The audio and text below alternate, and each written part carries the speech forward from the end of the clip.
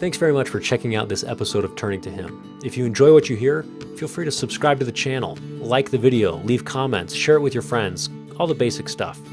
When you do things like that, it makes it easier for other people to find the channel and add goodness into their lives. Thanks again.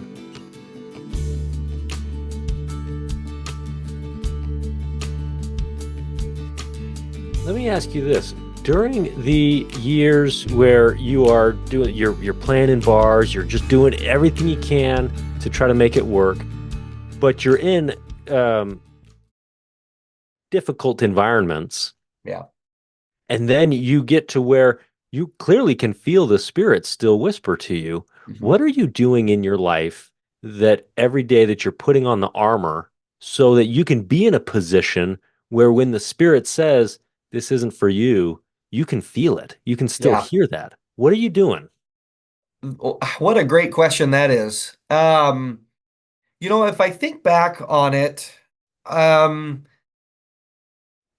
think, the buzzword, it's not a buzzword, but President Nelson has talked about this a lot, and it's become something in the forefront of everyone's mind in the church, I think, is just the covenants that you make. And I have always felt a really deep responsibility to the commitments that I've made. And I've been blessed to not ever have any crises of faith, or there was never a point where the church was on the chopping block, the gospel is on the chopping block. No matter how tunnel vision I got with the music, the Savior was still the center of my life. And even if I wasn't as spiritually fine-tuned as I probably should have been, never did I think about losing or abandoning the covenants that I made. And having a help meet like my wife has been really great as well. And we decided, like, we're never leaving the church. We are always following the prophet. That inner commitment helped through a lot of those things, to where we had some funny experiences while we were playing shows in bars. I think that there were people there, whether they knew of the church or they were members, and they're not where they should be.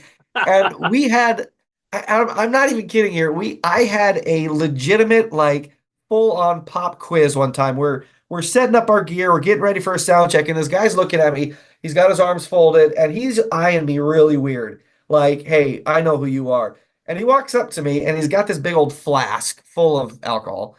And he doesn't even say anything. He just holds it up to me. And I swear it was like he was testing me with his eyes. He's just holding this up, and I'm like, no thanks. And he's like, uh-huh. And then walks away. And I was like, that dude knows. Yes, we're a bunch of clean-cut dudes, and uh-huh.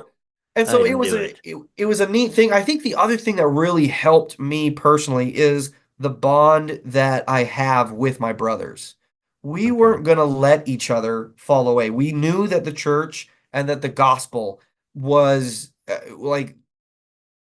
we would not break away from that. And so even if we did get faced with temptations, or even like ethical temptations, those temptations are a little bit more like, personally for me, I've stopped being tempted by the word of wisdom issues a long time ago, but like, if you do this, maybe your band will get forward. Yeah.